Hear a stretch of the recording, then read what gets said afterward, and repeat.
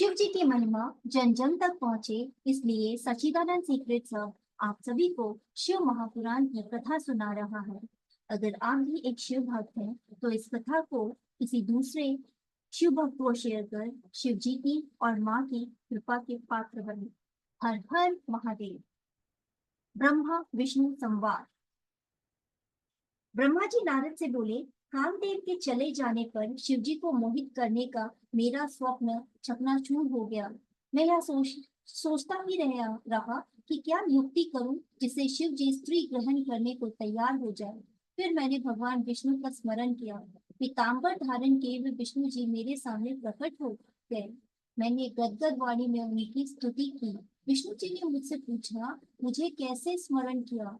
मैंने विष्णु जी को बताया कि भगवान शंकर को मोहित करने के लिए सब परिवार मार गण और बसंत के साथ कामदेव को भेजा था, परंतु वह असफल रहा। तब भगवान श्री हरि बोले, तुम ऐसा क्यों करना चाहते हो?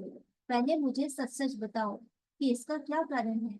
मैंने श्री हरि को सृष्टि से उत्पन्न की पूरी कथा तथा संध्या को कुदृष्टि से देखने की बात और शिव जी द्वारा मुझे फटकारा आदि सब बातें जो घटित हुई थी बता दी।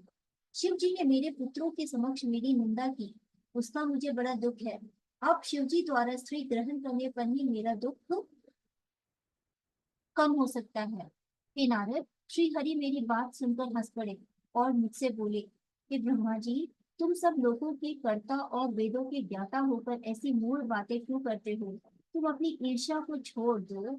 यदि तुम्हारे अनुसार शिव जी को स्त्री ग्रहण करनी चाहिए, तो पार्वती के उद्देश्य से शिव जी को तप करो। अपने उद्देश्य की पूर्ति हेतु पार्वती जी का हृदय में ध्यान करें। यदि भगवती पार्वती प्रसन्न हो गई, तो तुम्हारे सब मनोरथ पूर्ण हो जाएंगे। यदि भगवती पार्वती प्रसन्न हो गई, तो वे अवतार ग्रहण करेंगे। तुम दक्ष प्रजापति को आदेश दो कि वह तप करे, जिसे पार्वती जी कन्या के रूप में उनके यहाँ उत्पन्न हो जाए। मैं तुम शिव तीनों पार्वती जी के ही स्वरूप हैं। इस प्रकार ब्रह्मा जी को समझाकर श्री हरि अंतर्ध्यान हो गए। हर हर महादेव।